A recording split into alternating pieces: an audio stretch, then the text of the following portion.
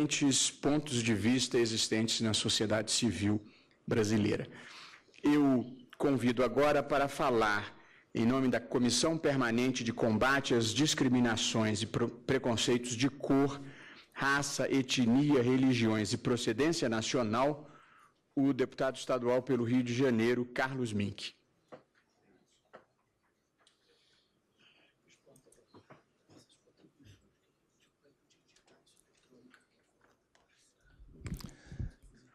Boa tarde, excelentíssimo ministro Luiz Roberto Barroso, Procuradoria-Geral da República, que ajuizou uma ação tão importante, todos os depoentes, público.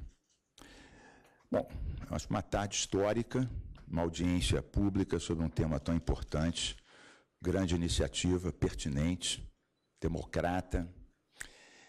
Eu já tive aqui em outras 3 audiências depondo a questão indígena, a questão da importação dos pneus. Talvez essa seja a mais polêmica e a mais importante de todas. Diz respeito mesmo à natureza da nossa república e da nossa educação. Bem, eu conheço bem a intolerância religiosa, né? Eu perdi 2 bisavós em campos de concentração. Eles foram cremados por serem judeus. E conheço bem o grande lado humanista e solidário de todas as religiões, né?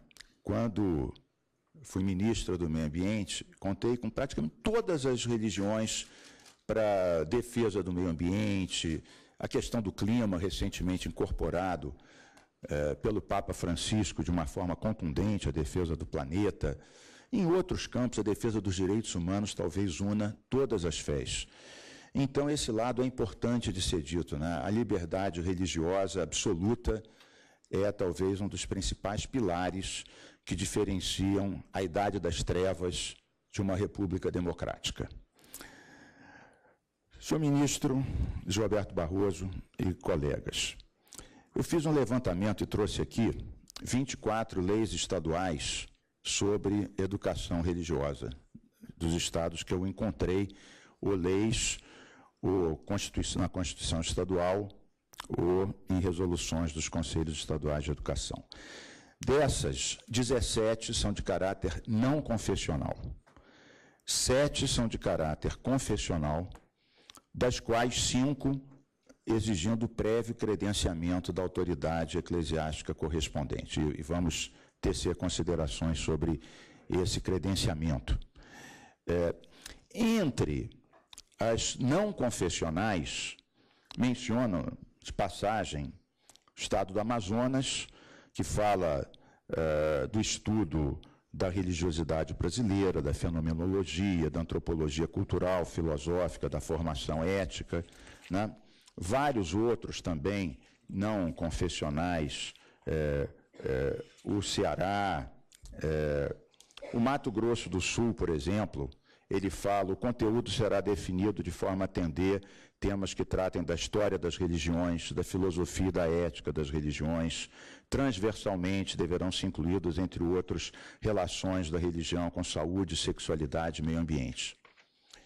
Inclusive, nessa que eu falei do Mato Grosso do Sul, na lei estadual, veda qualquer forma de doutrinação, consta na lei do Mato Grosso do Sul. Bem, no entanto, algumas leis, inclusive a do Rio de Janeiro, não apenas são confessionais, mas como falam da importância, definem as igrejas participando da elaboração do material didático, o que contraria a LDB, que fala que isso cabe ao sistema público de ensino, e falam de um ponto que eu vou discorrer agora, que eu acho muito importante, que é do prévio credenciamento pela autoridade eclesiástica correspondente.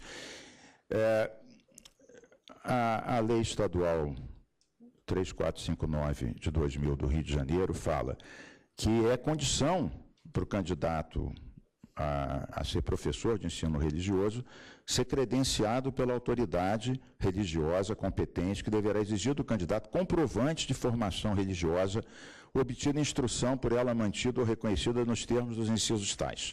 E mais adiante, fica reconhecido à autoridade religiosa, agora vem, o direito de cancelar a qualquer tempo o credenciamento concedido. Quando o professor mudar de confissão religiosa ou apresentar motivos que o impeçam moralmente de exercê-la. Significa, tratando em termos mais práticos, o seguinte: digamos que no Rio de Janeiro o Frei Boff, o Frei Beto ganhem concurso para ministrar sua respectiva disciplina e, por alguma razão, percam o credenciamento, eles perderão emprego e serão afastados do concurso público porque perderam o credenciamento a qualquer tempo e a qualquer, pelas razões que a lei especifica. Mudar de confissão ou apresentar motivos que impeçam moralmente de exercê-la. Bom, isso me parece ligeiramente contraditório com tudo que se imagina que seja o ingresso no serviço público e a permanência no serviço público. Imagino que o Estatuto do Servidor Público estabeleça quais são as razões que ele possa ser afastado, né? Quais são os desvios administrativos ou criminais. Muito provavelmente não constará no Estatuto do Servidor Público o afastamento por mudança de confissão religiosa. Não me consta isso. Bem, vamos avançar para um outro ponto importante, que é a questão do financiamento. Então, a Constituição Federal, ela veda claramente o financiamento ou subsídio a qualquer religião. No caso do Rio de Janeiro, que é o caso que eu conheço, só em 2004, o custo do ensino confessional era de 16 milhões. Até 2013, nós tínhamos 408 professores, dos quais 408 professores do credo católico, 220 evangélicos, 6 espíritas, 4 messiânicos e 2 mórmons. E no concurso de 2004, para 500 vagas, havia 342 católicos, 132 evangélicos e 26 de outras denominações. Não foi listado aqui, né, pelos professores que me antecederam, o número de religiões existentes. Então, nós estamos falando do dinheiro público pago pelos contribuintes, financiando, no caso confessional, que, como eu disse, é a minoria dos estados, a doutrinação, a pregação religiosa de religiões específicas que devem ser amplamente defendidas, toleradas, apoiadas nas igrejas, nas casas, nas escolas particulares, mas num sistema público financiado pelo dinheiro público, dinheiro esse, inclusive, dos impostos daqueles que são ateus, que são agnósticos ou são de confissões minoritárias que não se encontram nessas que a estatística permite que se concurse professores para ela. Bem, eu queria falar agora de um terceiro ponto, que é a questão da intolerância religiosa.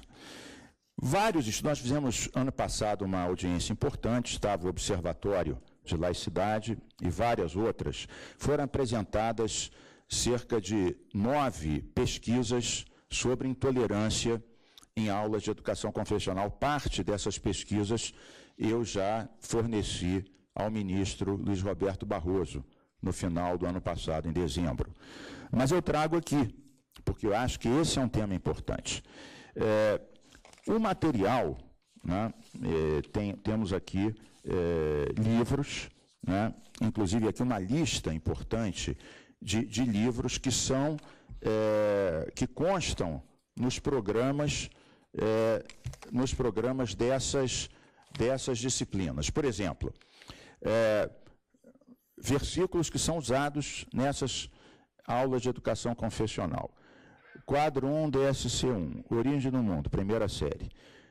Se Deus existe, nós pedimos tudo a Ele, Ele ajuda, é porque Ele é capaz de qualquer coisa. Quadro 1, DSC1, Origem do Mundo, terceira série.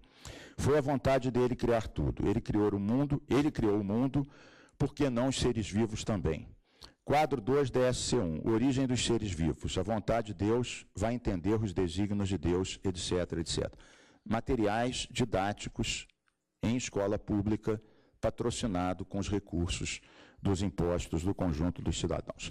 Bem, essas pesquisas a que eu fiz referência caracterizam o espaço confessional nos estados onde há a educação religiosa, confessional, como uma das principais formas de intolerância nas escolas brasileiras.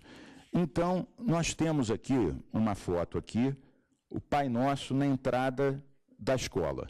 Né? Depois vou fornecer esse material.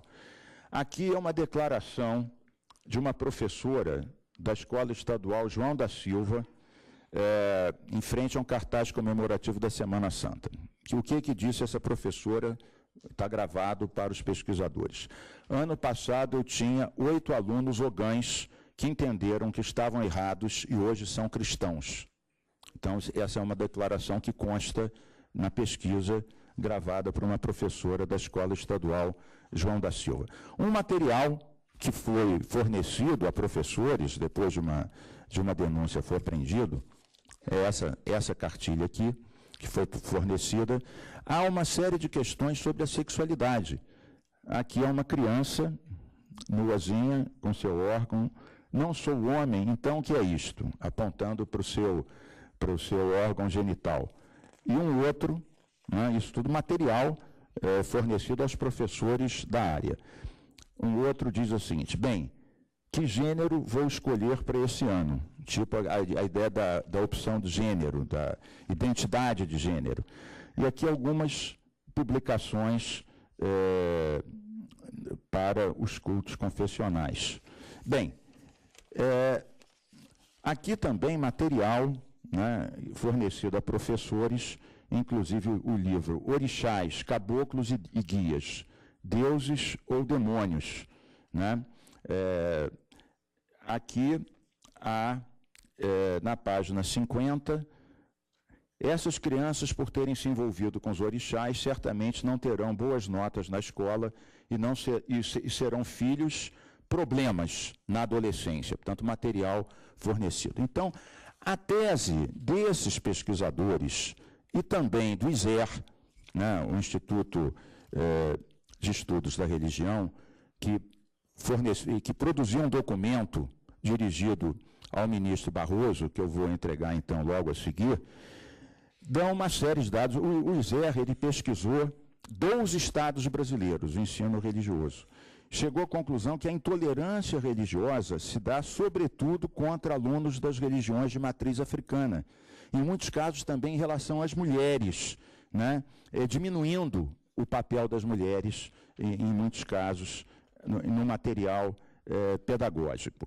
Bom, então, em vista disso, eu vou encerrar também falando de um tema que os professores que me antecederam mencionaram, que é a questão da obrigatoriedade da oferta de alternativas.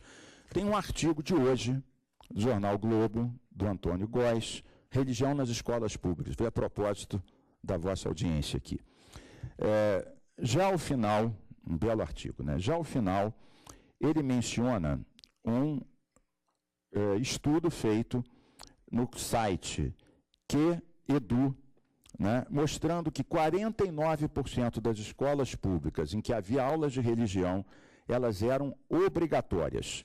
O dado foi tabulado a partir do questionário respondido por diretores da Prova Brasil, Exame Nacional do MEC.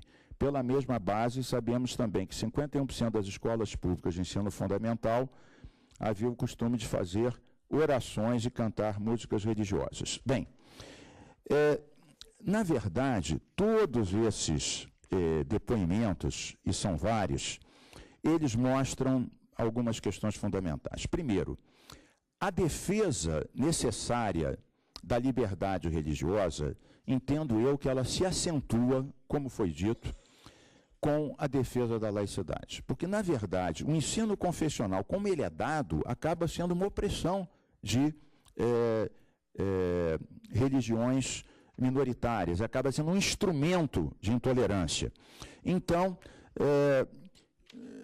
pela Comissão de Combate à Intolerância Religiosa e ao Racismo da Assembleia Legislativa, que eu represento nesse ato, eu quero apoiar a ação da Procuradoria-Geral da República de definir claramente que é incompatível o ensino confessional com o princípio que está na LDB do não proselitismo. Na verdade, o proselitismo religioso ele aparece na minoria dos estados. E conclamo, com o tempo esgotado aqui, tenho certeza que os nossos ministros do Supremo, em bom momento, vão fazer um grande ódio à liberdade religiosa e também ao princípio constitucional da laicidade, entendido como a não prática do ensino confessional em escola pública, com dinheiro público, em muitos casos, com credenciamento obrigatório dos seus professores. Muito obrigado. Muito obrigado, deputado Carlos Mink. Eu convido